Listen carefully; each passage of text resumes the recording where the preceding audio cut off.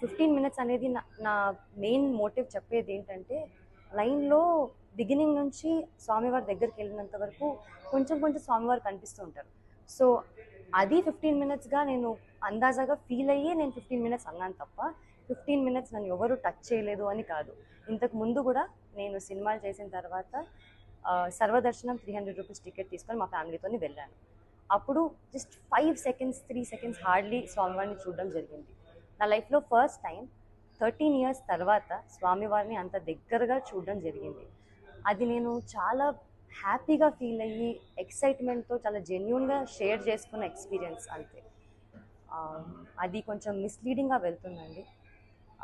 నేనే కాదు, నాకు స్పెషల్ ట్రీట్మెంట్ నేను ఒక్కదానే కాదు, మీలో ఎవ్వరు కూడా ఎప్పుడైనా కానీ శ్రీవాణి దర్శనం టికెట్ తీసుకొని వెళ్తే ఖచ్చితంగా స్వామివారి దర్శనం దగ్గరగా చాలా మంచిగా జరుగుతుంది.